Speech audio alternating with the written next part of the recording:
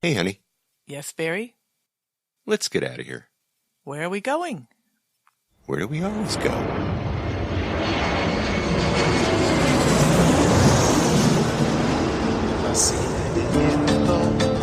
Este ritmo de palmas, sin naturaleza, hasta encontrar la playa.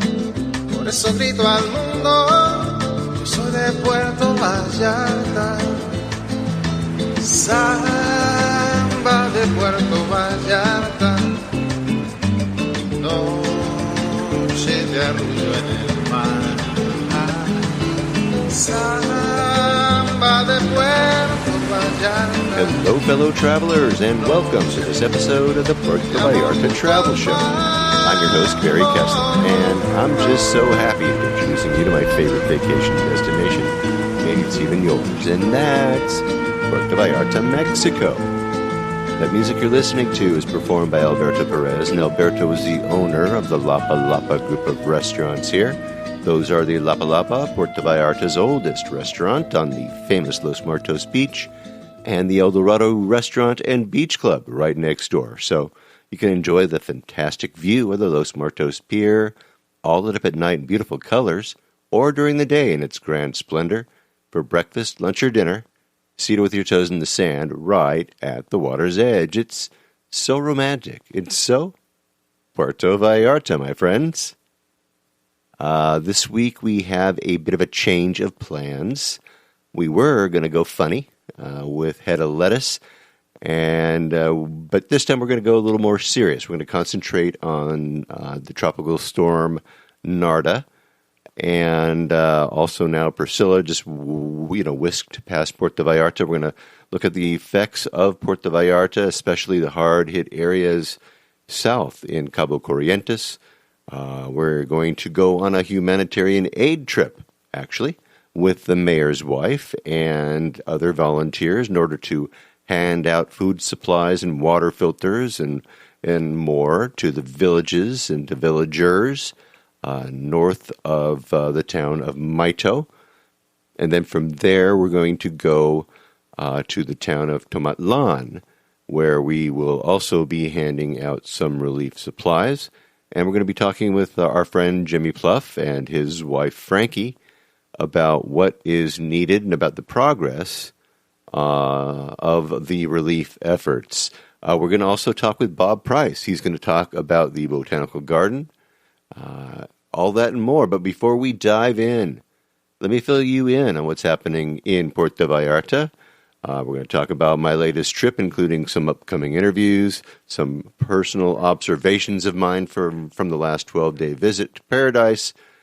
So let's get to it. What's happening this week in Puerto Vallarta, the 24th of October, 2019? Well, as you may have noticed, it took a little time to get this podcast produced. It's just because when I was in Puerto Vallarta, and when I do go to Puerto Vallarta, it almost always happens. I check into very inexpensive digs, and the internet once again was an issue this time. And I just made up my mind that from now on, when I go down to Puerto Vallarta and I'm gathering interviews in Paradise, I will record the interviews, but I'm not going to promise to post any episodes while I'm in Puerto Vallarta. It's just too hard to do that. I mean, I like to work, and when I work during the day, I need to be doing interviews, and then at night, if there is any good internet, then I can go ahead and work. But if I have no internet at night, I can't go to Vallarta co-work. I just can't do it. So anyway, that's the deal. That's how it's going to be from now on. Now, it is hot and humid in Puerto Vallarta. I had a couple of 4 t-shirt days, so you might want to know what it looks like on the ground after all the flooding. We talked about that a couple of weeks ago after Tropical Storm Narda passed through. And now we're having another tropical storm coming by as well. If you walked around town, and whenever I walked around town, I got to tell you that you would never know that there was flooding. Aside from a few footbridges that were washed out, a couple of holes in some streets, there were absolutely no issues. The Fit Club, back open. Everybody actually in town is getting ready for high season. So all the places are opening up. There are some issues. First of all, the Los Muertos Pier is not all lit up in beautiful colors at night. In fact, when I was there, it wasn't lit up at all. It was very dark, and it was a little scary to walk around on the pier. So they need to fix that, and they need to fix that quickly before high season hits. And I guess, and I hope that they will. We'll see. We'll see if they do, and if they do, I will report it right away. I need to also report right now that the road from El Tuito to Maito and to Tehuamixle is open. We were on it when we were down there taking supplies for that area north of Maito. We're going to talk about that in a little while. So yes, there were a couple areas that were a little tricky, but the road is open. So if you were planning on going down to Maito or to Tehuamixle, go a little slow in some spots, but go ahead, enjoy the beaches, get on down there. If you had planned to go, get on down there. And if you hadn't planned to go there anyway. They need you. Now, speaking of beaches, Playa Colomitos. Playa Colomitos is that little itty-bitty beach. It's the first beach that you reach when you are hiking along that trail that goes from Boca de Timatlan to the Las Animas. It's a little hike there. That little beach was all washed away. All the sand went away. According to the owner, though, over at Ocean Grill, Ernesto tells me that the beach will come back. He says it's happened before, and eventually the sand washes back up. And I actually had a nice visit with Ernesto while I was down. He gave me a tour of the Ocean Grill, and we are going to go to the Ocean Grill in a few weeks. So stand by for that episode. Ernesto is a very interesting guy. Now, coming back into town, the beach itself in town was moved around a little bit. It was moved in front of the mouth of the Rio Quale. And I have some pictures of the new sandbars that were formed out there. And, of course, that can always change around as more water comes down the river and as Mother Nature does her thing on Vallarta. And Mother Nature is doing her thing. Right now, we have about 20 inches more rain than we did last year. So...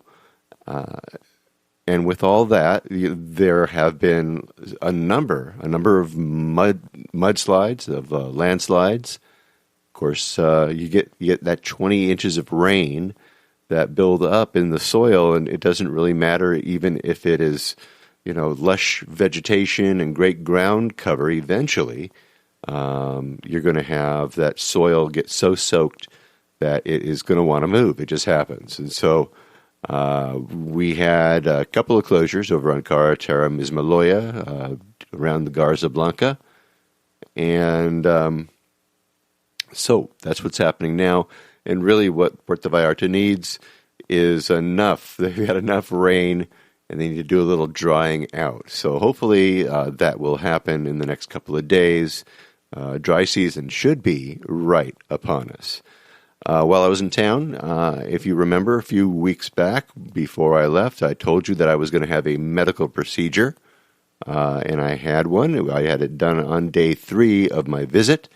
I had Pamela Thompson-Webb of Healthcare Resources Puerto Vallarta make an appointment with one of her docs so that they could perform a routine and scheduled colonoscopy on me when I was in town. And I am here to report that all went well.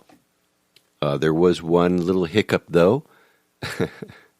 And I was getting up early that morning. Okay, I had that appointment at 9 a.m. To get to the clinic, and the clinic was over near the marina. And of course, I was staying downtown. I was I'd say about a half an hour away by taxi. And I'm just getting out of bed, and the cell phone rings, and it's the clinic. And the receptionist, asks if it's me. I say, yes, see, it's me. And she says, do you have a colonoscopy scheduled this morning? And I said, yes, I think I do. And I'm thinking, I did all this work. What is she going to tell me? Anyway, she says, and Dr. Loya, he wants to know if you can come earlier. And, I just rolled out of bed at 7 o'clock. My appointment's at 9. And I'm like, what time would Dr. Loya like to see me? And she's all, how about now? And I'm all, the soonest I can be there might be 8 o'clock, maybe an hour from now. I got to shower, and I got to take a taxi. And so she said, okay. And so then I'm on my way to the clinic. I'm in the taxi, and I get another call. And it's the same nice little receptionist. She says, is it okay if Dr. Loya doesn't do your procedure? I'm all, yeah, sure. She said, we have another doctor. He's also a specialist. And I'm like, yeah, sure, as long as this is not his first barbecue. And she says, oh, no, he's a specialist, Mr. Kessler. And I'm thinking, this guy's going to be a kid. He's like, he's carefully, he's on YouTube right now. He's looking up colonoscopy just to brush up on the procedure, right? Of course. I'm saying, okay, yeah, no problem. It's fine. So anyway, when I get there, I was relieved. The doctor that said that he was going to do the procedure had some gray hair, and at least that's what he said. He was a doctor. Anyway, for all I know, the guy could have been a janitor, and they switched him out for, the 13-year-old, but who knows? No, everything went fine. Here's what I want to say. I'm not going to tell you about the procedure itself. I just want to tell you that was the easiest part of the whole thing. You're asleep the whole time. It's the preparation part that's the hardest part. You guys can look it all up if you don't know what it entails. Actually, the procedure cost $340 US, and the preparation was about $40 that I had to buy over at the pharmacia. And anyway, I was out for the procedure, and I was up and around an hour later. I took a cab home. I walked over to Eddie's for a haircut. Then I took a bus ride up to the botanical garden, and I met with Bob Price there. And then after that, I got back on the bus. I came back into town, and I had a meet and greet over at Kelly's, and it all happened on the same day, on that Tuesday. How about that? So, yeah, everything went fine. Now, I tell you all this because colorectal cancer is a killer, and it can be very easily prevented. If you're 55 years or older, male or female, you should have a colonoscopy. And if it is recommended by your doctor, after that, every 5 to 10 years, you should have another checkup. And I want to thank Pamela Thompson and Dr. Hoya's staff. Sorry I didn't get a chance to meet Dr. Hoya, so no, I did not get to interview the doctor. All right, and this Sunday in Puerto Vallarta, you will want to set your clock back an hour. We fall back at 2 o'clock in the morning on Sunday. So look at that. You got that hour back finally. Use it for sleep. I got a message from Samara over at Gold Leaf Smoke Shop, and she said that today, October 24th, 2019, is the big day. Pot becomes legal in Mexico today. That's right. Let me read from Reuters Online. Mexico City, Reuters. Mexico's Senate will vote for a bill to fully legalize marijuana in the next few days, a key lawmaker told Reuters, marking a major step toward changing the country's approach to the drug by removing it as a source of income for violent drug gangs. President Andrés Manuel López Obrador, a leftist critic of Mexico's long-standing war on drugs, has, since last year, signaled his openness to decriminalization of marijuana as part of a broader shift on security policy. Senator Ricardo Monreal, the leader of López Obrador's Morena party in the upper chamber of commerce, said in an interview late on Monday that a vote on the proposal will take place later this week or next week. The end of prohibitionist policy is good for the country, he said, adding that the bill would regulate personal use and sale of marijuana, as well as research into the plant. It also contemplates creation of cooperatives that would grow marijuana, plus a new regulatory agency. If approved by the Senate, the proposal would then proceed to the lower house for a vote. Late last year, the Supreme Court said lawmakers have until October 24th, that's today, to legalize marijuana, after the High Court ruled in several cases that the prohibition of the recreational use of the drug violates the Constitution.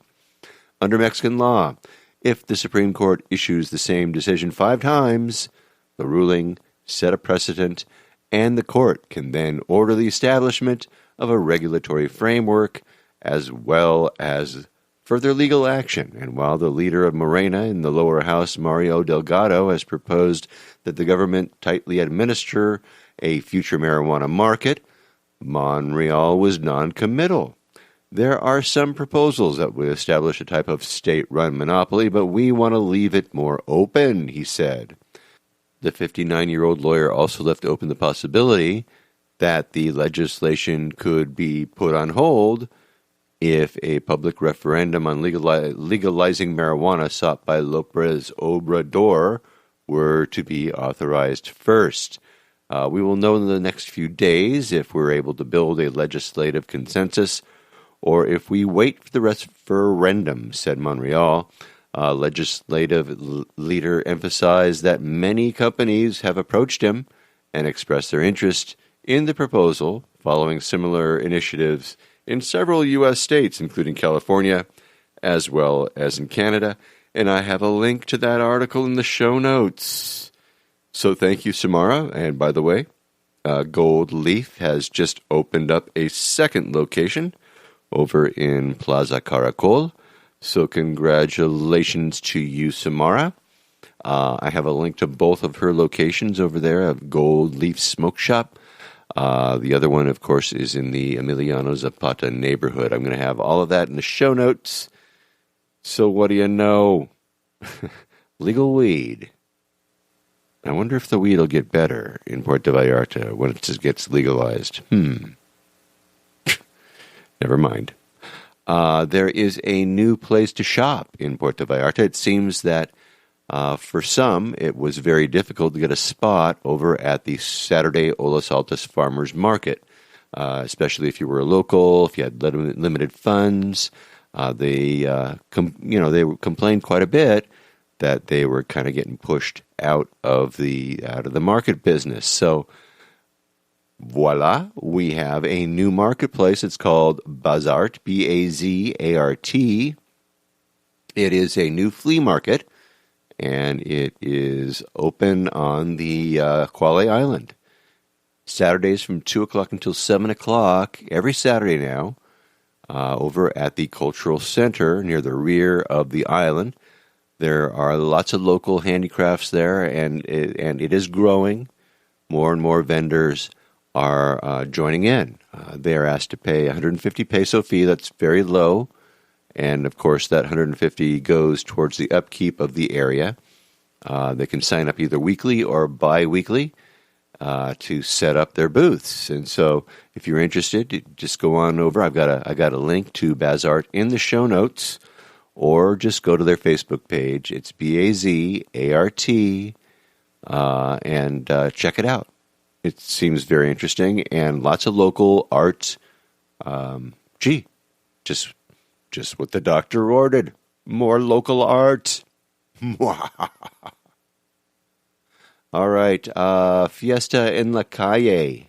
Los Muertos Brewing every year has been having this. I guess this is their 7th annual Fiesta en la Calle. It's coming up November 2nd. Let me read from their Facebook page. They are going to be having, a party in the street. They're going to start with, at 2 o'clock, Ballet Folklorico. At 3 o'clock, Puddle Mountain Ramblers. By the way, this is a stage set up right in the street. This is the fiesta, kids. At 4:30, the Texas Embassy Blues Band will be there. At 6 o'clock, Bad Weathers will be performing. 7:30, Funk Schwa will be there. 9 o'clock, Roxy's Rock House Band will be there. 10:30, Mariachi Joya de Mexico. They will be there too. So, look at this. A full day of celebrations, music in the street, party hardy right there over at Los Muertos Brewing. Come with your face painted, or for just a small donation, they'll paint your face for you. How about that? All right, now I've had several people come up to me and they've said, Barry, what's with the new buses in town? Did you know that they were donated by the cartel? And look what they have in the back. They have the stickers. It says CNG. It means Cartel New Generation. What do you think about that? Well, okay. First of all, yes, it is true that the Jalisco New Generation gang did actually donate the buses, but the CNG doesn't mean Cartel New Generation. Okay, what it means is compressed natural gas. That's what CNG means. I live in Los Angeles. We have CNG buses too, and let me guarantee you that they were not donated by the Cartel Nuevo Generation, okay? Now, it is true, like I said, that these new air-conditioned buses were in fact donated by the cartel to the city of Puerto Vallarta. Yes, they really were, but the stickers, they are purely coincidental. One of the advantages to speaking Spanish is that I'm able to get the full story from people on the street. I was talking with a friend who says to me, do you know what happened to the guys who owned the old buses? And I'm like, no, I hadn't even thought about them. Anyway, I was told that some of his friends or some of her friends who owned some of the old buses and had drivers working for them were paid very little for their old clunkers. Now, you might say, well, yeah, they were pretty darn old, but according to my friends, they were offered very little for their old buses, and they actually made a deal with the new bus company to kind of, put a little money their way for a short period of time, for a number of years, to help fund them. But, kind of makes you wonder, if drivers are afraid of wrecking a bus because, well, it's like, hey, Jesus, sorry about that little accident you had there with the bus. By the way, El Chapo wants to see about that. I mean, come on, there must be a little pressure, right? Anyway, speaking about buses, just remember, if you're taking a bus, you need exact change. 10 pesos when you hop on the bus. So it doesn't have to be a 10 peso piece. It could be a 5 and a bunch of ones. It could be 2 5s, but make sure that you have the proper change. Rambo, our friend Edgar, over usually hangs out around the Margarita Grill. Rambo is going to be turning 67 years young on October the 29th. So if you see him, make sure you slide him a little bit of cash when you see him. Anyway, like I said, it's pretty normal to see him somewhere around Margarita Grill. I have a great picture of him that I took last time I was in town. I actually saw him doing some work. He was doing some dog walking around town. He looked real good. Tell him hello, okay? And wish him a happy birthday. Happy birthday to you, Mr. Rambo.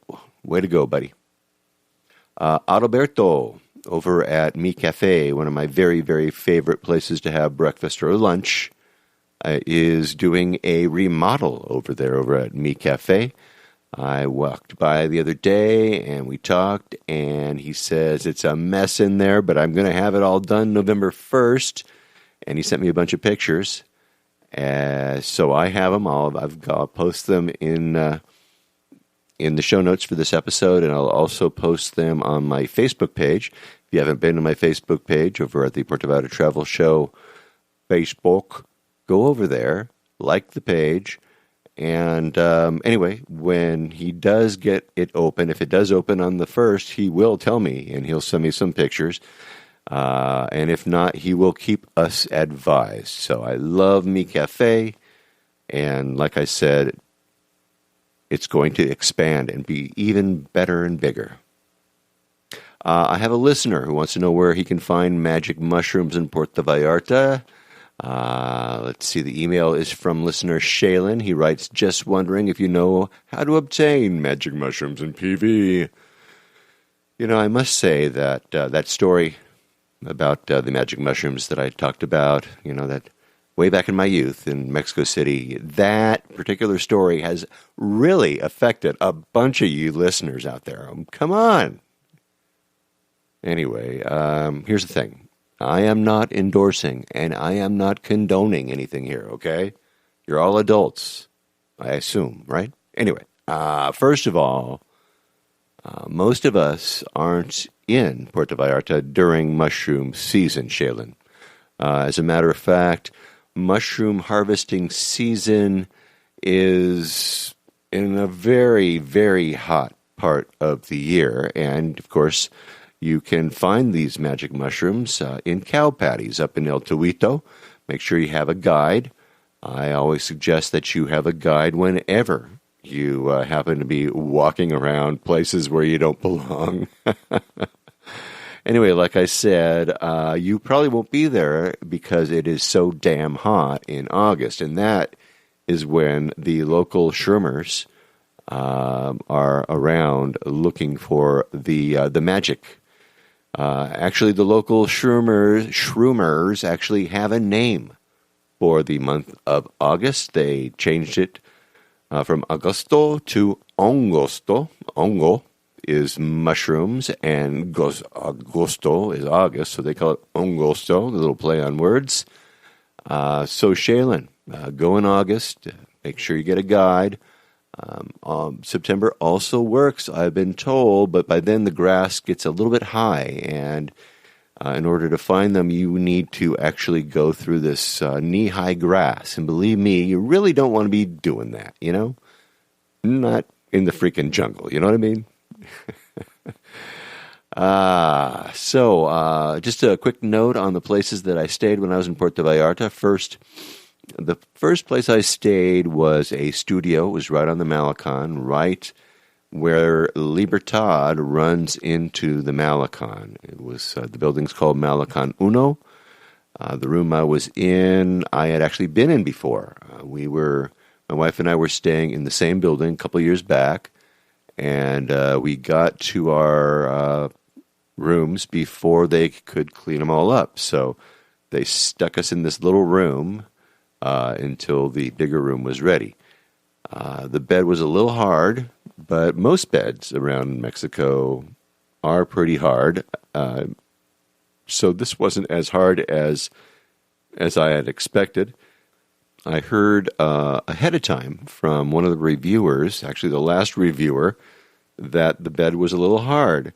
So I did something I had never done before. I ordered an inflatable queen-size mattress, complete with an electric pump. This was a not a cheap mattress. It was about a $70 mattress, and I packed it in a suitcase and brought it along so that I could use it on top of the bed. And let me tell you something, it was the best thing that I'd ever done. It really, really, really worked well for me. Everything was good.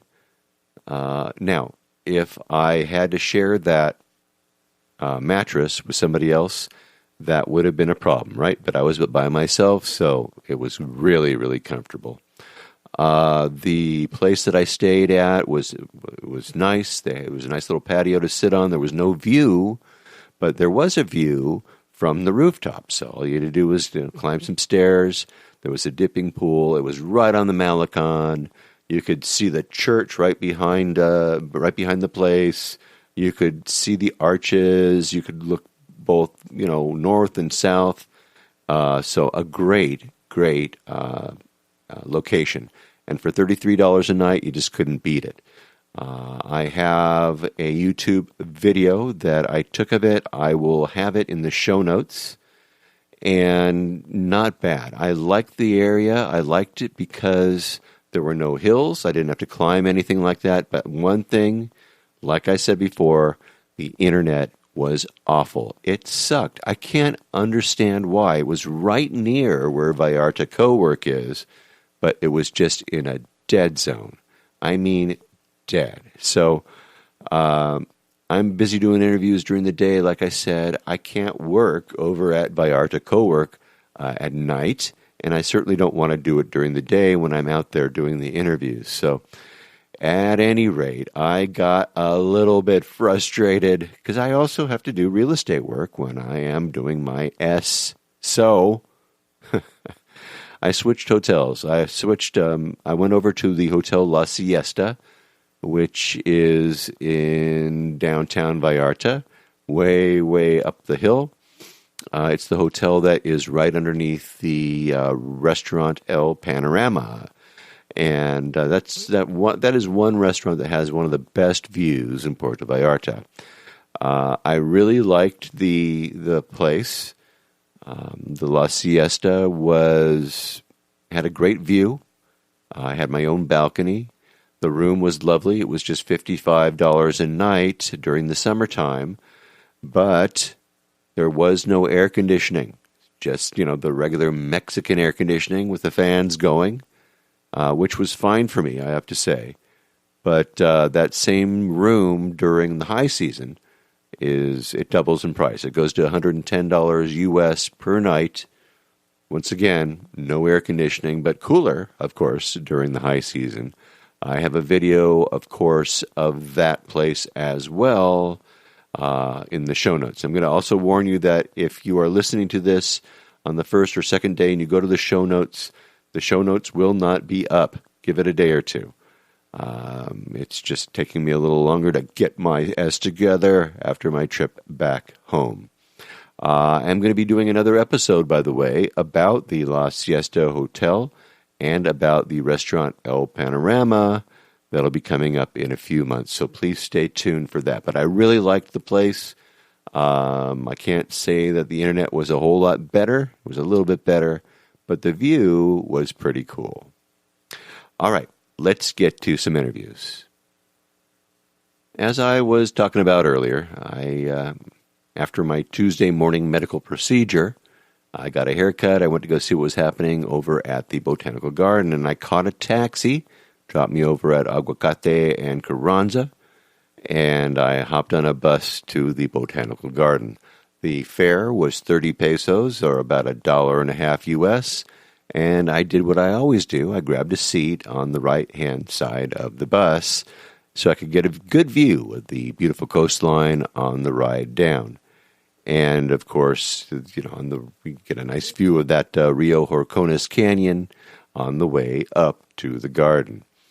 The bus dropped me off, and got there about a half hour before Bob was there to meet me, so I sprayed myself with some mosquito repellent, and I wandered along the pathways through the beautiful botanical garden, some new exhibits and some newly worked on exhibits, all kinds of flora around. And the Rio Horcones was roaring from the last rains.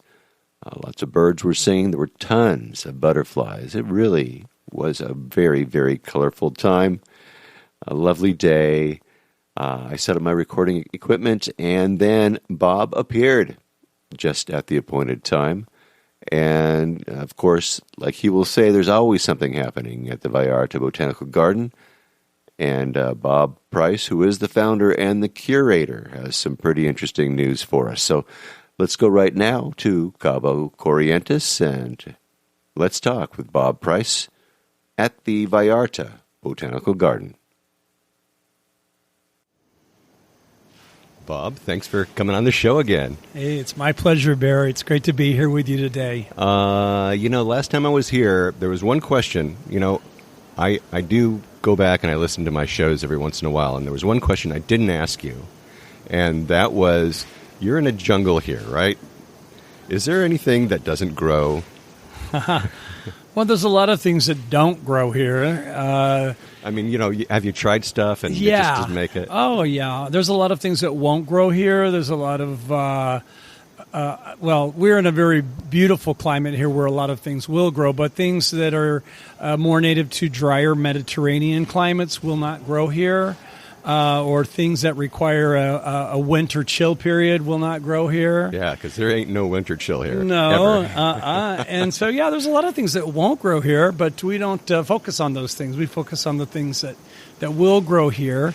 Our garden is an organic garden. We don't spray pesticides or anything toxic because we have a huge population of butterflies and hummingbirds here, which are very dear and precious to us. So if we get a plant that struggles here and it requires being sprayed, we usually just kick it out. We don't try to encourage it to live on if it requires artificial sprays or something like that. So, very interesting. So do you have any, you were saying pests, do you have anything that is like a gopher or anything like that, those kind of pests? Yes, we have a couple of very interesting pests. The black iguanas, and also the green iguanas, but the black ones are our problem here. Their common name here is Gorobo, the black iguana, and they can do a number on your plants. They love any sort of flowering plants, geraniums or anthuriums, and they just make a tasty snack out of your favorite plant. And so I'm always in kind of a war with the iguanas. I have a way to trap them humanely, and I catch them, and then I just drive them down the road to my neighbor's house and let them go down there. I'm kidding. I let them go in the woods, but a few miles away from here. Good. All right. All right. That's I always wondered about that. And the that. other thing that's very bad here in Mexico are the leafcutter ants. Oh, I saw those the other day. Yeah. Tell me about that. Right. The leafcutter ants are something that if you're ever going to have a garden in Mexico, you're going to find out that the leafcutter ants can come in, and they're nocturnal. So, you go in and go to sleep, and by the meantime, they're working in your garden, defoliating your plants, and then in the morning you wake up and to have a stroll and drink your coffee and look at your garden, and you're just like, wait a minute, this hibiscus that I just bought at the nursery yesterday has been stripped of all of its leaves. And, the first couple of times it happens after you move here, you don't know what's doing it, and you realize it's the ants that are cutting it up and carrying it off bit by bit. What do they do with it? Are they eating it? Yeah, they take it underground, and they actually grow in underground chambers. They let the leaf fragments will grow a mold, and the mold is their food. So they're taking those leaf fragments and they're farming with them, and their food is the mold that the leaf pieces produce underground. That's very interesting. Yeah, wow. But they're a big challenge to anyone that has a garden here. There's lots of things that you can do. We use diatomaceous earth here. It's a natural controller of them. But the main way to control them is to go in your yard at night with a flashlight, and you'll see where they're taking the pieces of the leaves that they're cutting and walking with them back down into their anthill, and that's where you're going to put your diatomaceous earth, whatever you're going to go after them with. There's a product at Home Depot called Ant Stop Plus, which you can use. It's quite effective. But it's something that you have to do continuously. You'll never be rid of them. Wow. You never ever get rid of the leafcutter ants. And it's easy to find the trail because it's like a little green trail. Yeah, it's got little bits all over it. Yeah. Your favorite plant. Yeah. Follow them back. Exactly. Like Wow. Hansel and Gretel dropping crumbs. Yeah, exactly. So, oh wow. All right.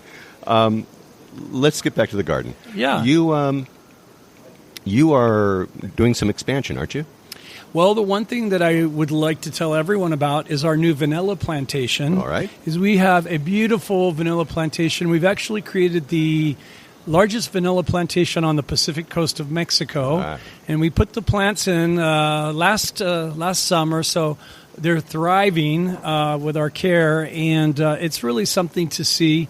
You know, the vanilla is a native Mexican plant, and the use of vanilla was first recorded in the pre-Hispanic cultures. We were using it, and then when the Europeans arrived for the conquest, they found the vanilla along with the chocolate, which you can also see here at our garden, and it became a very, very valuable commodity. Yeah.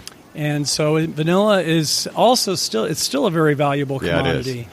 And but we have interpretive displays and trails with you can learn how to grow your own vanilla if you live in a tropical climate, or how vanilla is grown, harvested, and exported. There's a whole story there. Mm-hmm. So we want to teach people about vanilla. Nice. It's a very Mexican thing. It is a very Mexican thing, Yeah. and I did stroll through your vanilla plantation over there. It's very Okay. cool. It's very cool. In fact, there's a lot. The cool thing about this place is every time you come back, there's something new, and there's and the things that you have built before have been improved upon. So Thanks. it's just it's really a pleasure coming down here. It really is. Yeah, we're working on lots of different things because our mission is very, very much based in conservation, and we wanting to be conservation leaders in our area. We have a lot of different programs here at the gardens. We have a lab where we're producing endangered Mexican orchids from seed, some of which are being reintroduced and back into the wild. We have nesting boxes for the green military macaw, which is an endangered species, but it's making a comeback because of the neighbors around here that are putting up the nest boxes. And so that's exciting. But the most exciting thing maybe we're doing right now is our land expansion, where we just acquired another 4 hectares of land, which is almost, let's say, 10 acres of land right here adjacent to the garden, continuous with our property now, which is going to form our jaguar preserve. And the jaguar is found in this area of Cabo Corrientes. It's one of the last strongholds of the jaguar in Mexico. Ah. So, but to have a good jaguar habitat, it has to be a preserved, a well-preserved natural area. And so that's what we're doing. We're buying land here. We're increasing the size of the gardens. We're going to buy more land probably this high season when we get some more money put together. And so we're expanding. The garden is expanding, and it's tripled in size since the day we opened it, just acquiring more land around us. But a lot of our land on the other side of the river especially will never be developed. It's just for the wildlife. It's a wildlife sanctuary with specific interest in the jaguars. And we're doing camera trapping here. Ah, cool. And we've got amazing images of all of the animals of our jungle, except on our property. We haven't caught a jaguar yet on our camera traps, but we've just been doing it for a few months, but we're pretty sure we will over time. There's 2 other groups of conservationists doing camera traps out here, and within about 2 kilometers from the gardens, they're picking up jaguars on their camera traps. So it's just a matter of time before we get ours, too. Nice. Mm-hmm. How cool is that? All right, Yeah. so do you have to do anything special other than just to make a preserve for for this jaguar preserve? Well, we have to create awareness, too. We're in the middle of ranch country, and there's sometimes damage to cattle and newborn calves from the jaguars, and we have to change the opinion of the ranchers here not to kill jaguars if they suffer a loss or some other something like that. We have to make them understand these are very valuable animals for the ecosystem. And so there is a lot of people working now in Cabo Corrientes on jaguar conservation and in Puerto Vallarta on jaguar conservation. We have this is the hugest area of jaguar habitat left on the whole Pacific coast of Mexico. Yeah. So we want to try to keep some of the jaguars going for a while here. Good for you. All right. So there's a couple other things happening around the area. You were talking about Cabo Corrientes. I mean, that's kind of where we are. Mm-hmm. And we just had some flooding. Yeah. We had a tropical storm, Narda, go by, which didn't look like much when it was approaching Puerto Vallarta. Didn't have hurricane force winds. It was called a tropical storm, but what it had was more rain than anyone had seen here in 50 years. So here at the gardens, we got 13 inches of rain in one night, and in other places it was even more than that. And especially hard hit was out on the beaches of Cabo Corrientes, which is on the Pacific-facing side of Cabo Corrientes, and out on Yalapa, which is inside the bay. But they actually took the full brunt of the storm, and we have massive damage out in the towns of Yalapa and Maito, and the roads out to Tewa, Mixley are all washed away, including huge bridges of concrete bridges are washed out. Wow, really? We're going to literally be 20 years getting over this disaster out there by the time those bridges get rebuilt. And so many people lost their homes. There's just a great deal of need of these communities out here, these small towns, which are now, and since the bridges have been washed out, they're isolated. Yeah, and it's just boat access. That's it. Yeah, and so it's quite dire for those people. And so we have set up a relief fund. If I may give the website for people to make a donation. Some lovely ladies from Yalapa have set up the Yalapa floodrelief.com website, where you can go on. You can see pictures of what happened in Yalapa, landslides, huge flooding throughout the town, major destruction of homes along the river. So if you could spare a little bit for the folks out in Yalapa and the beaches out there, it would be greatly appreciated. Again, the name of that site is YalapaFloodRelief.com. Okay, excellent. So and I'll make have a donation if you can. Help out your neighbors out there in Cabo Corrientes. Cool. Yeah, I'll have that in the show notes, so look for it there. Mm-hmm. And also, I'll have some pictures too. The flooding there in Yalapa was crazy. The pictures I saw of the river just raging through that town, just yes. Oh my God. Yeah, no, it was bad. Luckily, no one was. I believe there was one fatality, but it could have been much worse. Much worse, because people their homes just washed away. Right. But also keep in mind, folks, that even though that they suffered a lot of damage, they want you to come. There's a couple of restaurants that are open there right now. Don't be afraid to go to Yalapa. They need you. Okay, so get over there too, and you can still have some fun. Yeah, that's the best way to support the town, is just to keep it going. They, of course, another town that is dependent on tourism, and they need you to come out and see. If nothing else, go see what the river did to the beach there, where they have a new beach in Yalapa, thanks to the river that extends further out into the ocean now, where the delta of the river just all carried down all this new sand, silt, and so it's quite interesting to see how the storm changed the whole shape of the bay with everything that it did, the landslides and the flooding. It was all right. So go there for that. Go for that. Go, and also go to support them. Come on, we do that. And just keep in mind also that there are a lot of little towns all along that little peninsula area there that just got whacked. Yeah. All right. So do you have some events coming up? Yeah, we have starting on November 1st.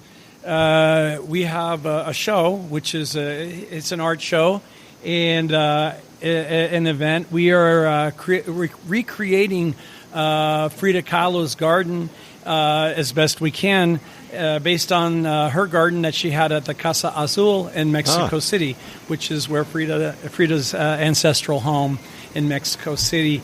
And so we're doing a art expose and art contest. If anybody wants, there's cash prizes. If you'd like to enter one of your Frida paintings or some type of a Frida art object, a paper mache, the contest is open to everyone. And so that's going to open on the 1st of November. It's called a Salute to Frida Kahlo.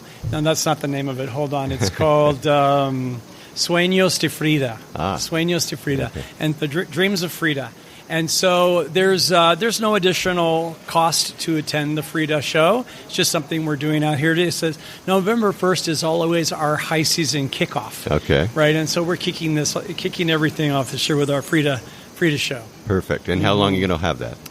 Well, we're going to have it up for a couple of months because we think it's going to be really a beautiful show. It will, yeah. And we're going to have some historic photos of Frida also, and talk about her work as an activist and different things that she did. She's actually one of those artists who's 100 times more famous now that she's dead than she was when she was alive. Yeah. She's one of Mexico's greatest heroes, as it turns out. Everybody is very, very enchanted by Frida Kahlo. Absolutely. Yeah, and if you're ever in Mexico City, go to Casa Azul. It's a museum. It's really quite interesting. Yep. And right now, we're the staff here at the Gardens.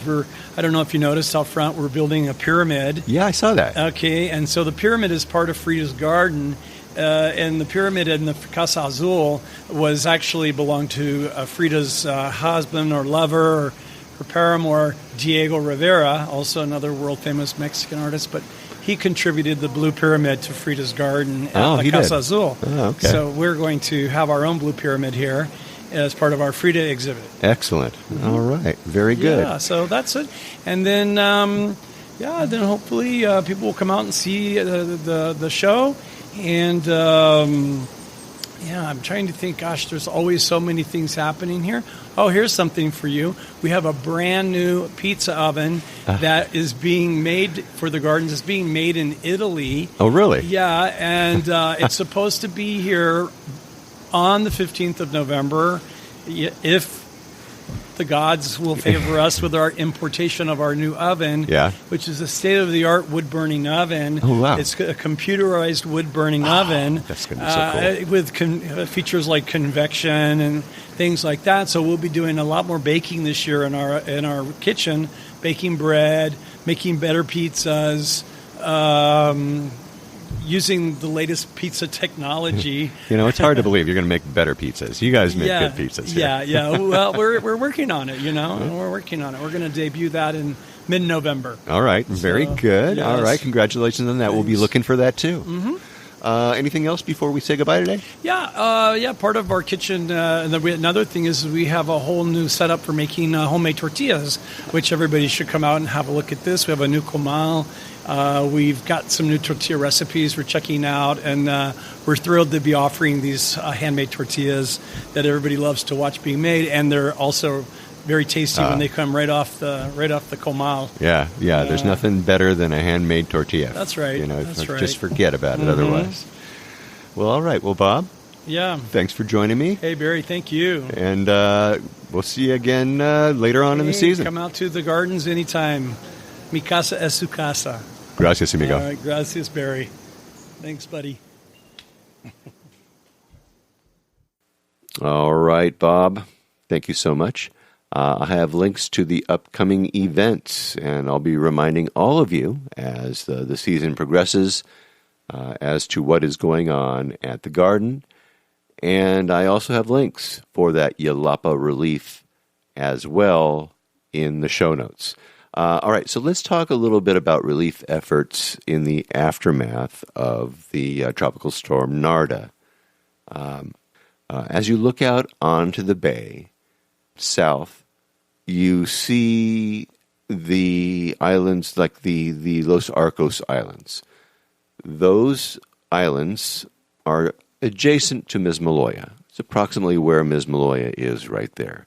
As you go further down a few kilometers, you will run into Boca de Tomatlan. A little bit further is Las Animas. Then a little bit further is Camixto. And then just a little more than halfway along this crescent is Yalapa.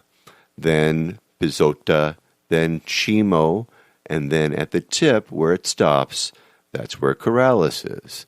Then on the other side, there are the communities of Naranjitos, of Achilles Cerdan, of Graciano Sanchez, La Parota, La Playita, Maito, Tehuamixle, and so on. And all along this coastline, this little peninsula, like I said, are these little fishing and farming villages. Right at the mouths of the rivers. And fresh water, of course, is necessary, but sometimes these rivers turn into raging rivers. And this is exactly what happened.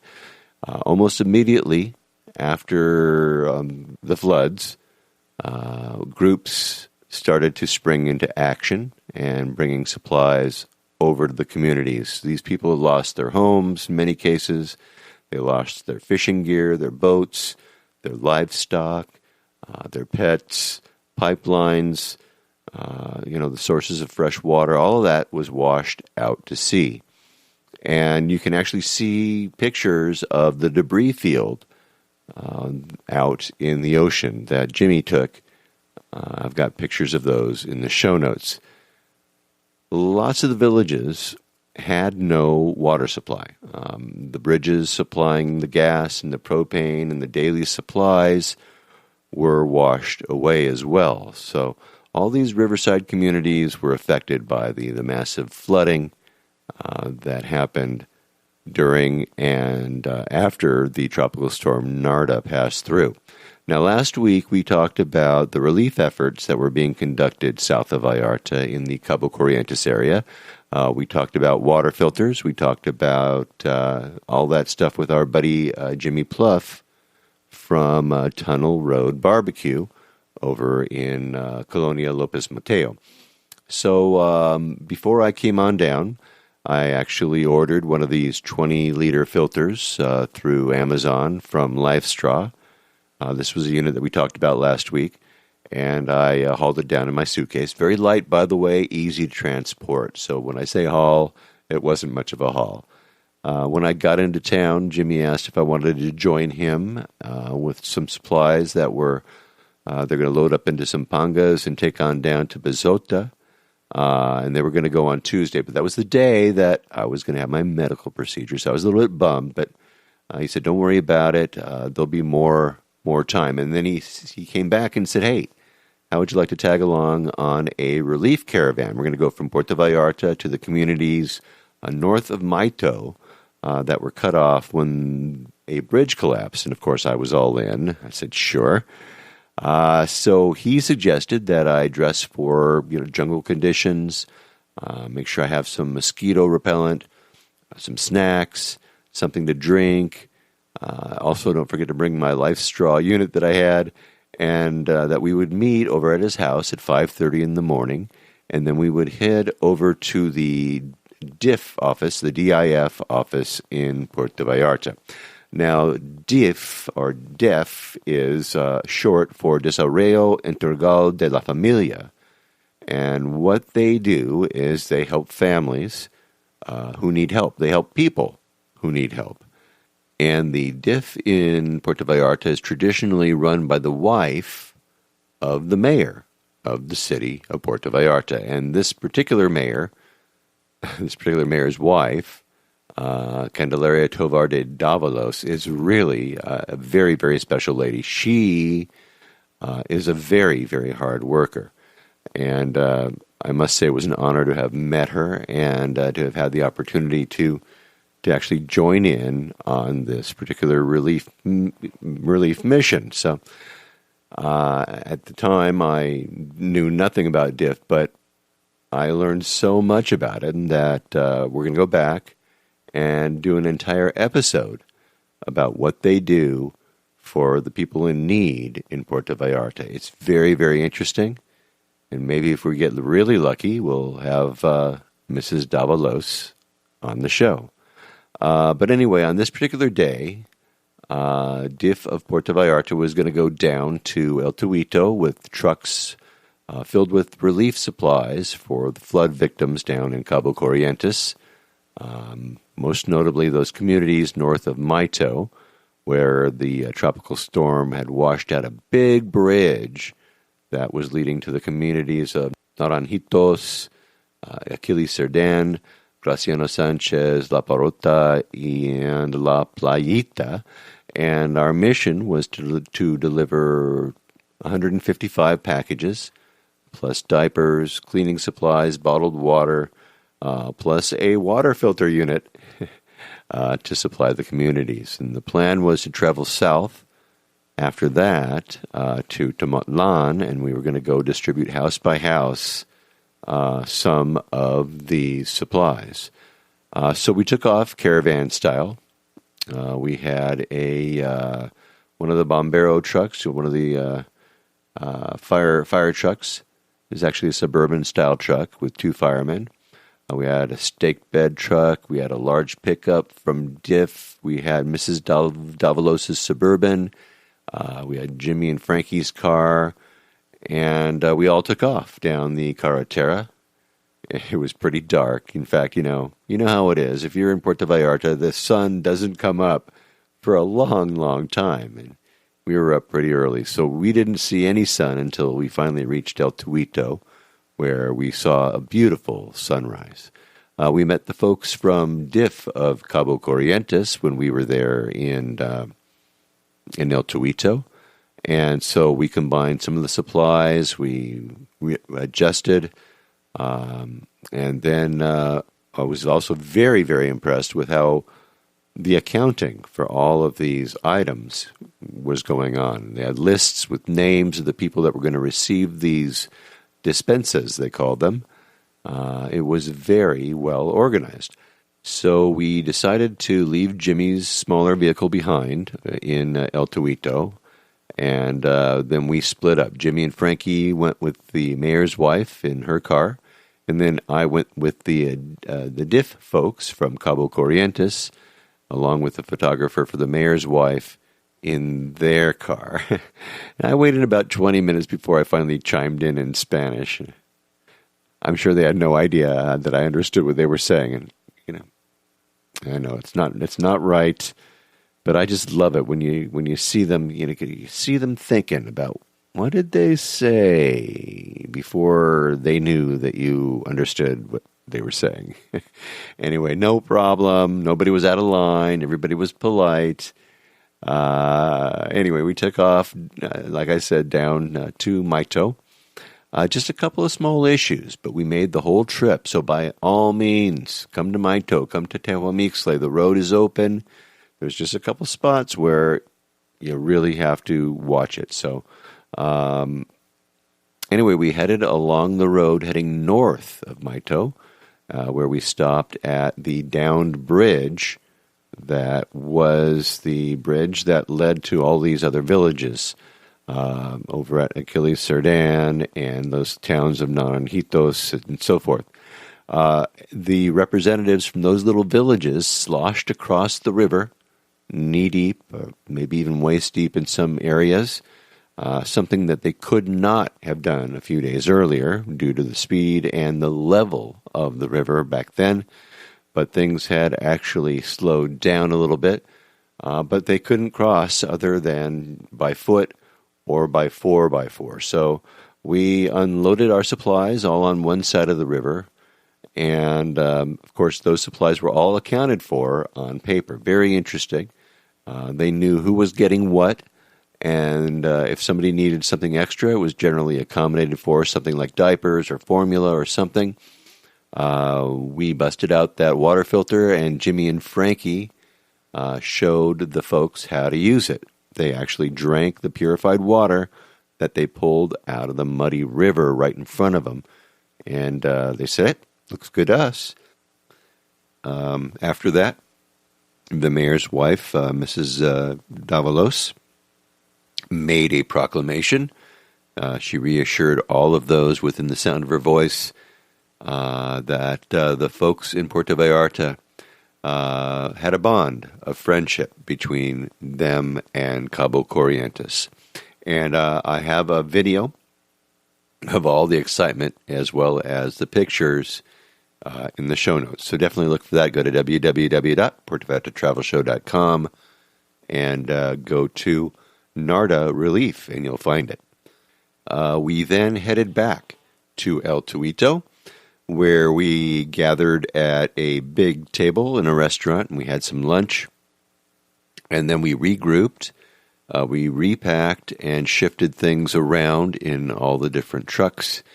And then we got back into Jimmy's car, and we caravanned down south along Carretera 200 to the town of Tomatlan, which is about 55 kilometers from El Tuito.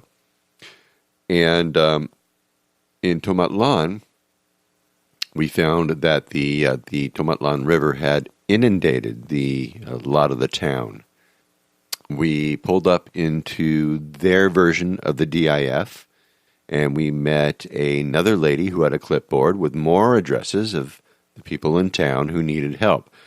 And this was very interesting. We went door to door delivering these dispenses, these packages. We delivered supplies, the cleaning supplies, diapers when they were needed, formula when it was needed. And I was just so impressed, and I was so surprised at how organized everybody was and how hard everybody worked, including the boss lady, the mayor's wife, Senora Davalos. Most of the people that I spoke with, I asked them what it was like when the floods came, and they said they were caught by surprise. They had to crawl up. A lot of them had to crawl up on their unstable corrugated rooftops. Others made it to neighbors' homes where they had two-story structures. Some of these folks this was not the first time that they suffered through similar flooding in the past. But they seemed kind of numb to it all, you know. The hard thing was that a lot of these people lost their family pets. They said, they were getting washed away. The cats, the dogs, the little animals, they just floated away. It was very, very sad. There was another guy, and I asked him what he did when the water came. And he said, well, a lot of us actually went on to the highway. We all stood on Highway 200 and waited it out. Even though the water was way up to our calves, they just stood on the highway for about 12 hours until the level of the water actually began to recede. Very scary time, and a lot of water, folks. And you can look at the photos of some of these houses. If you look at the photos that I took, you'll notice the water lines on the sides of the houses. The water was, door tops, window tops. It was amazing. Like I said, I had a chance to talk to several who relayed what it was like, and very, very, very frightening. It was also very humbling, to see how a lot of these people live. They're in cinder block houses, dirt floors, no running water, no plumbing, and the water had basically taken everything from them, their clothes, mattresses, everything, So it was quite an experience, I got to tell you. But they were happy.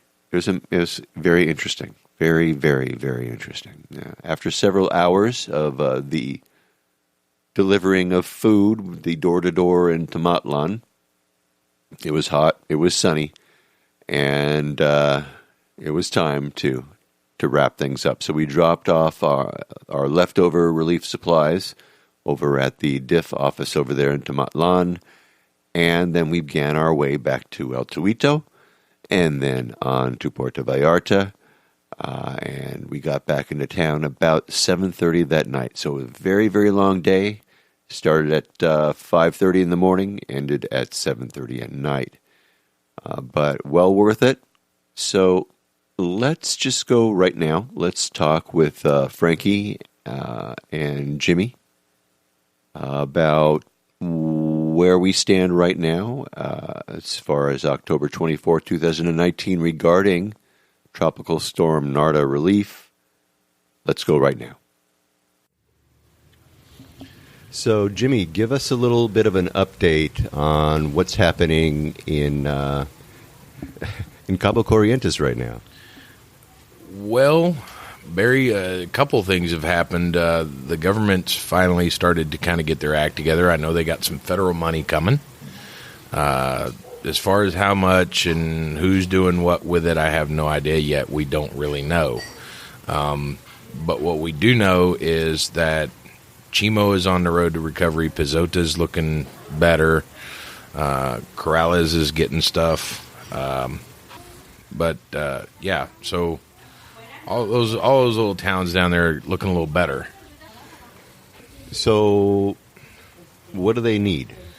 Now, I know that when we were down there, we saw that they got the hose. I guess they got the, what is it, the water line? The water line, yeah. Chimo's got its water line. It went down in a truck the other day. I got some pictures from Norma. Some guy with a 4x4 that lives in town was able to get out on the road and told her, and so they sent 20 rolls of pipe with him. As far as Pizota, I understand that their pipe is either already on its way or it's already there. I don't know. I have to talk to some folks down there for an update on that, but I know it was purchased, ordered. They had one roll here, and then they rushed another one from Guadalajara, so we were waiting on that. The roads are just in bad shape. There is not a lot that can happen at this point. A lot of people are asking, should we donate for building materials? What about more clothes? What about more food? They've got food. They've got plenty of it. They've got clothes. They've got shoes. They've got all sorts of things. Chimo, I know, has got some issues with their school. They've got a wall that fell or something, and they're trying to figure out if the kids can go back to school there. There's bridges out all over the place, so that right now it's a waiting game. I would say don't send anything, really. I mean, water filters, yeah, that's something they can use for years to come. It'll save them money. It'll improve the economics there, so they don't have to ship garrafones on boats. Because that's very expensive. I found out the other day a garrafone of water here is, we pay about 24 pesos. Right. Down there, it's just like $1.50, right? Right. Down there, it's closer to 35 or 40. So when you consider minimum wage is right around 200 pesos a day, but if you're a fisherman working for yourself and you sell fish, you don't always make 200 pesos a day. You might make more, you might make less, but that garrafone of water costs money. Right, right. So this will help them out in the long term. Access to clean water is something that can save them money, and some of these filters, I've talked to people that have been using them for 4 and 5 years as a couple. Whereas this is a village. If the whole village is using it to fill garrafones, you might get a year or two out of it. But still, that puts them a year or two ahead. They're not spending that 30, 40 pesos a day to get water. I understand some people sent some Sawyer water filters down there, which, depending on where they source their water, like Pizota gets their water from a mountain spring, so the Sawyer filter would be okay. Chimo gets their water out of the river and some from a spring, which if they get their water from the river, the Sawyer filter is not going to get rid of the viruses and bacteria. So it can be dangerous. Like Yalapa gets their water from the river. The problem with that, the problem with them getting their water from the river and using a Sawyer filter is people are getting sick. They don't have the ability to filter out those viruses and bacteria and protozoa and stuff that's in the water. So I'd really like to see some more of the Life Straw units get delivered in different places like that. And even if they're not going to use it now, somebody can put it in their bodega, and the next time this happens, they can use it. We were looking to get people to bring down some of those Life Straw community units. They're very expensive, but they make 26,000 gallons of water before you replace the filter. Ooh, yeah. The bonus is they have a replaceable filter for $50. The downside is the unit costs $375 Yeah. per unit, and on top of that, the logistics of having it in all these little towns. There's 5, 6, 7 little towns, so you have 5, 6, 7 of these units, which is kind of a problem. Yeah. Especially when we can't get them shipped here. How much does it cost to ship those things? We looked at DHL and FedEx and UPS and a couple other freight carriers, and the cheapest we found was $475 to ship one it? from like Houston, Texas to here, which we figured would be it's a short haul, or like Phoenix, Arizona. Like we were looking for towns that we knew people in that we could get it shipped there, Right. from Lifestraw, because they don't ship to Mexico.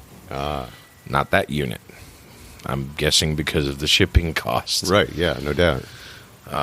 We're also looking into, I've sent emails to Lifestraw and their support community and all that to try and get them to either maybe donate some units or, send us a bulk order, something to make it a little different, maybe even set us up as a distributor if we have to in order to get these a little cheaper. Right. But that can make a huge difference in the town. Most of the people we've given these filters to have put them in the local school, because that's a gathering place. All the moms go there every day with the kids. So they take their Garrafone or a container with them, and they go get their water for the day. So that seems to have worked out very well. Wasn't something I thought of, but they told me that's what they were going to do, and I was like, okay, that makes a lot more sense than putting it in the square or something. Yeah.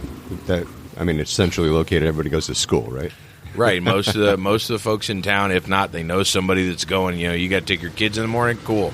Yeah. Here's my jug. Could you drop it off and get it filled up? Right. And it's convenient. But right now what they need is, aside from clean water, you can't really do a lot. I see people on Facebook trying to get together, cell phones and what else? I've seen people trying to get together more clothes and food and stuff like that. Honestly, I don't think it's the time for that. But no, we've talked to people that have said they want, they want to send building materials or send money for building materials, all those things. And I said, hold up, wait. If you just have to give right now, go down to the DIF or talk to me or Frankie, or message our page, the Departamento. You can put a link in your little doodad to our page, because it's really hard for me to pronounce. That's okay. That's all right. But it's basically the Department of Disaster Preparedness, which is just now coming to be established here. And they've kind of got us heading that up, because we've done a lot of work, and I've done this in the past. I was a member of several private organizations that did it back in the U.S. So give that money and or sit on it. Sit on it yourself, or sit on it, with us. And when the need comes, we'll be there. That's what we're doing. We're getting ready. We're going to stack up, some of the life straws. We're going to stack up walkie-talkies, ham radios, because that is something that was a big, giant issue. There was no way to communicate with anybody in any of these places. So we're looking at some, possibly some radios and some repeaters and things like that. Set them up kind of around that edge of the bay, because the first thing that happened was the power went out. What happens when the power goes out? There's no power to the cell phone tower. Nobody can charge their cell phone. Well, if you got this little walkie-talkie hanging out in the bodega, fire that bad boy up twice a day and everybody talk. That way we know, okay, man, you guys got a fire. Okay, we need to bring you some buckets for water. Or, hey, you're out of beans. Okay, we'll bring you some beans. And so it's establishing that network and then getting everybody with a standard procedure to operate in a fashion that gets everybody on the same page. We want the bomberos and the civil protection and the DIF, the local police, the other municipality like Cabo Corrientes is a separate municipality, and not a lot of people understand that. Total separate system. They got a whole nother mayor, whole nother DIF. Everything over there is separate, and it's a very poor municipality, whereas Vallarta is a very wealthy municipality. So the main thing is going to be to sit on that or drop it off at the DIF, talk to us at the page, or you can go into the DIF and they'll find you somebody that can take your money and give you a receipt for it, and you write on, anytime you take a donation there, you write down where you want it to go. So if you write our department in that little line, it'll stay with us, and DIF will account for every peso that goes through there. They've accounted for everything we've given them so far to date and done a fantastic job at being very transparent about how they operate and how things are done. And this is a little out of their scope, so they've asked us to help. Wow. You got some responsibility there, it looks like to me. Yeah, I needed some more things to do, apparently. Evidently. Well, what you're doing is pretty cool. All right, so I'm going to have links to all of that in the show notes. And, of course, the rain is not over yet. We've got another storm rolling in. It's been raining in El Tuito, and who knows, they're going to maybe get another raging river down there again. Well, what I've been seeing is supposed to hit in the next 24, 48 hours.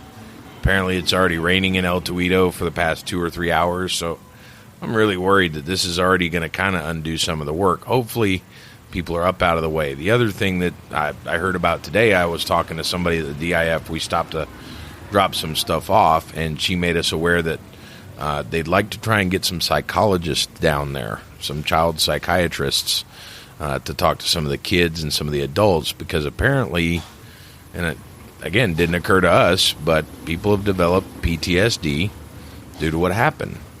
Luckily, it happened at 6, 7 in the evening, and people are awake. But it happened at 2 in the morning with the power out in Yelapa. It's very dark. It's very dangerous.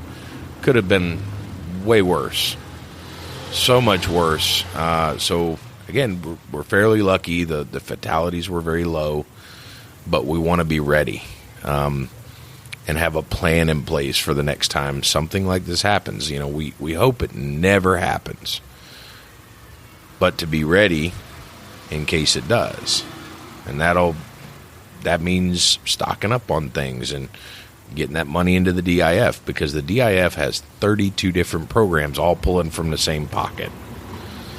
All of them need money. So, not to take away from what we do, but I'd say if you don't necessarily want to give to us, go give to one of those departments. Write them down. Centro de Mujeres. They teach classes to women, homemaking classes, or they teach sewing. They teach them how to run a business. Any number of options over there. But please do go down to the DIF and see what they do. Keep an eye on our page. We gave a tour the other day. Barry was there for that. And we'll have some more of those going on. We're hoping to do that at least once a month, maybe twice during high season, when everybody's here, so they can see what the DIF does, and they can see that there's not a lot of confidence in Mexican governmental organizations, but I got to say, I'm very impressed with what they do. Excellent. All right. Well, we will be watching, obviously, the situation, and if as things progress, and let's just say you've got a unit that you need some guy to mule down, or a couple to mule down from the States, let me know when that is, and I'll shout it out, and we'll get somebody to take one down on a plane. If anybody can either cart one of those large life straw units down, that would be great. We've got enough money to buy maybe one more at this point. We've got one coming. We've got enough money for maybe one more right now. But it'd be nice to have a few more, or even the mission units, whatever you can afford. If you just want to give a little bit of money, and we'll gather that up until there's enough to buy more. Right, and then we'll arrange for somebody to mule it down instead of having to pay $400. Yeah, well, and I'm thinking that you should be able to check it with most airlines, or I understand there's a way to bring down one check bag as a humanitarian aid type thing, and it's free or discounted heavily. Right. Do you know anything about that? Well, I'm sure that there are a couple airlines that do that, and you should ask. And if they say yes, then go for it, and then we'll talk about it. And if that happens, we'll recount the experience. Yeah, and we'll talk about it, and we'll say, okay, this is your airline. So that's That's a good thing to keep an eye on. All right, Jimmy, thanks for the update. You're welcome. All right, I have links to all the relief efforts as well as the Life Straw units. Check all of that out. And remember, if you are going to go check out the show notes, just give it a day or two for me to put it all together. All right, that should do it for this week. All of this relief is making me tired. I don't know about you, but it is me. So next week, stay tuned for more on-the-ground reports from Puerto Vallarta, Mexico, with travel tips, great restaurant and excursion ideas, and more. But until then, remember that this is an interactive show where I depend on your questions and your suggestions about all things Puerto Vallarta. If you think of something that I should be talking about, then please reach out to me by clicking on the Contact Us tab and sending us your message. Remember, if you're considering booking any type of tour while you're in Puerto Vallarta, you must go to vallartainfo.com, that's JR's website, and reserve your tour through him right from his website. Remember, this is a value-for-value proposition, my friends. His experience and his on-the-ground knowledge of everything Puerto Vallarta in exchange for your making a purchase of a tour that you would do anyway. You're just doing it through him as a way of saying thank you. Thanks, JR, for being our guide. It costs no more than if you're going to use someone else, so just do it, really. And when you do take one of those tours, email me about your experiences. Maybe you can come on board and share with others what you liked or didn't like about the tour. Again, contact me by clicking on the Contact Us tab and sending off a message. And don't forget, he's got his maps, his DIY tours, his revitalized happy hour board, and more. And I have links to all of those in the show notes. Once again, if you like this podcast, please take the time and subscribe and give me a good review on iTunes, if you would. That way we can get the word out to more and more people about the magic of this place, Puerto Vallarta, Mexico. Remember, I made it easy for you to do just that with each episode I create. But if you haven't been to my website, you really need to have a look there. I have links to the places we talk about, I have interesting pictures and more right there in the blog posts and in the show notes for each episode of the show. So check them out for sure if you haven't already. All right? All right. So thank you, Jimmy and Frankie. Thank you to the mayor's wife, Mrs. Davalos. Thanks to the staff at DIF. I was so impressed with what they do. And like I said, I have a special episode devoted to them coming up real soon. Thank you, Bob Price, over the Vallarta Botanical Garden. Get over there, see what's new. And hey, thanks to all of you for listening all the way through this episode of the Puerto Vallarta Travel Show. This is Barry Kessler signing off with a wish for you to slow down, be kind, and live the Vallarta lifestyle. Nos vemos, amigos. De Puerto Vallarta, noche de arrullo en el mar, samba de Puerto Vallarta, noche de amor junto al mar.